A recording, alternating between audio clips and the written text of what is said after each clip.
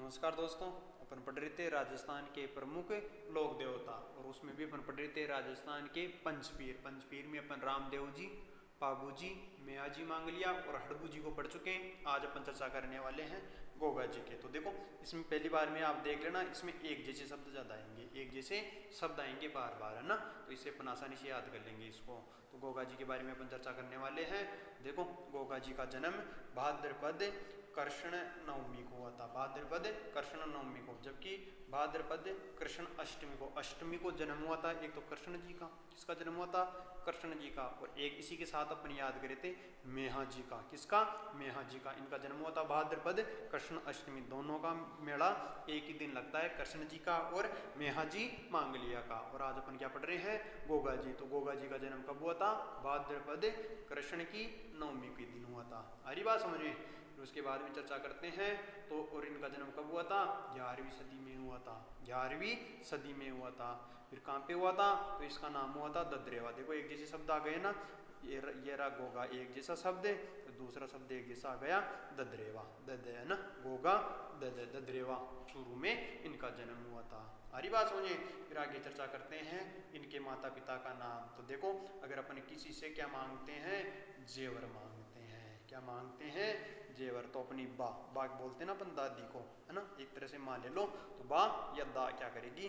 छड़ करेगी, भाई मेरे पास तो नहीं है। तो पिता का नाम तो है जेवर, पिता का नाम तो क्या है? जेवर। और बा क्या करेगी?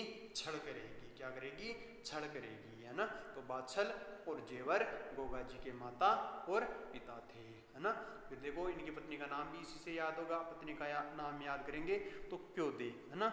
ये जेवर में देवर क्यों दूं? तो क्यों से केलम दे, किस लिए दूं, है ना। क्यों से किस लिए, किस लिए से क्या बन जाएगा? केलम दे, है ना। तो नहीं दूंगी, नहीं देने के लिए अपन मना करते हैं। तो मना कर देने से क्या बन गया?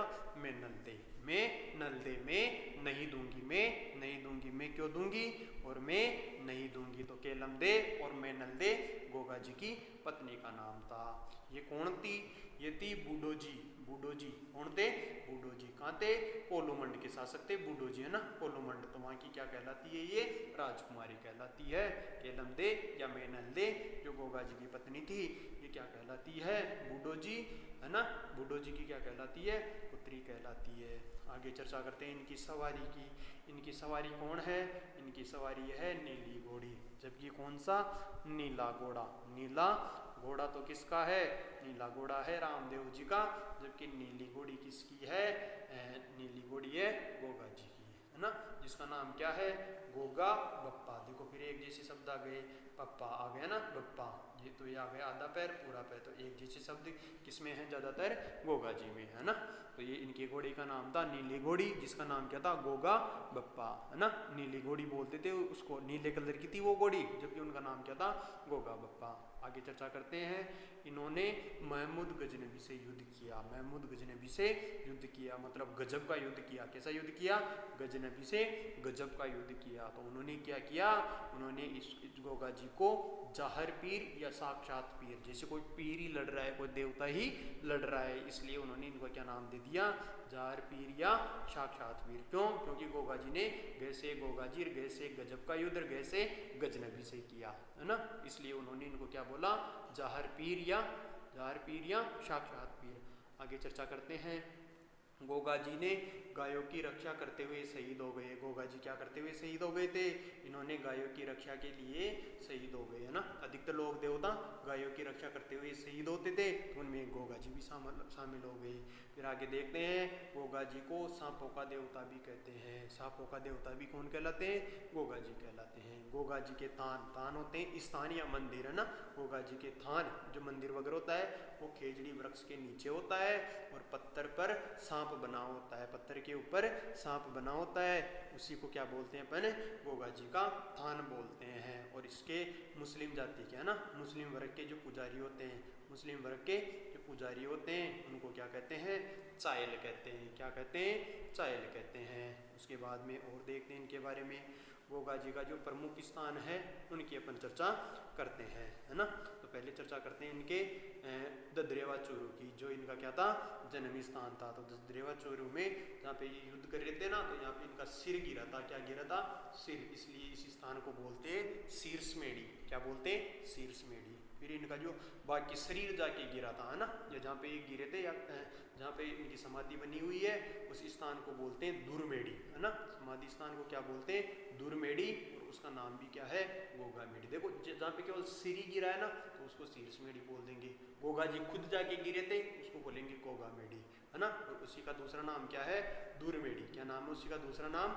दुर्मेढ़ी। और दुर्मेढ़ी नामक जगह कहाँ पे है? ये हनुमानगढ़ में है। कहाँ पे है? हनुमानगढ़ में। फिर आगे चर्चा करते हैं गोगामेढ़ी, है ना। गोगामेढ़ी इसका निर्माण है ना मकबरे नुमा, मतलब मुस्लिम पद्धति से बना हुआ है। इस पर बिस्मिल्लाह अंकित है। क्या लिखा हुआ है? बिस्मिल्लाह अंकित है। और ये काम किसने करवाया था? ये काम करवाया था फिरोज शाह तुगलक ने करवाया था। फिर आगे देखते हैं गोगा जी को, गोगामेढ़ी को वर्तमान स्वरूप। जो वर्तमान में गोगामेढ़ी है ना, जो मंदिर वगैरह जो भी है ना हनुमानगढ़ में, इसका वर्तमान स्वरूप किसने? गंगा सिंह ने। फिर देखो एक शब्द फिर आ गया, गंगा सिंह, है ना। गंगा, ददरेवा, है ना, बप्पा, इस प्रकार के शब्द किससे जुड़े हुए हैं? गोगा जी से जुड़े हुए हैं। तो गोगामेढ़ी को वर्तमान स्वरूप किसने दिया था? महाराजा गंगा सिंह ने दिया था। सांचौर जालोर, कौन सा? सांचौर जालोर नामक स्थान में भी गोगा जी का मंदिर है। सांचौर जालोर नामक स्थान पर भी गोगा जी का मंदिर है, जिसे क्या कहते हैं? गोगा जी की ओल्डी कहते हैं। गोगा जी की ओल्डी कहते हैं। फिर आगे चर्चा करते हैं गोगा राकड़ी क्या होती है। ये भी अच्छी चीज़ है भाई, ये क्वेश्चन उठ के आता है गोगा राकड़ी से रिलेटेड। तो राजस्थान में किसान वर्षा के बाद, जब बारिश हो जाती है ना, तो उसके बाद खेत में हल जोतता है। तो हल जोतने से पहले गोगा जी के नाम की राखी हल को, जिस हल से खेत को जोतता है उसको, और जो व्यक्ति हल चलाता है ना, खेत में हल को का काम करता है, उसको बोलते हैं हाड़ी, है ना। तो हल और हाड़ी दोनों को बांधते हैं। तो ये चर्चा कर रहे थे अपन गोगा जी के बारे में, पंचवीरों के बारे में। 5 वीडियो यहाँ पे डले हुए हैं, अपने लिंक से आप डायरेक्ट जा सकते हो। और 5 वीरों को अपन ढंग से पढ़ चुके हैं। अगर वीडियो पसंद आ रहा है तो लाइक करें, चैनल को सब्सक्राइब करें। जय हिंद, जय भारत, धन्यवाद।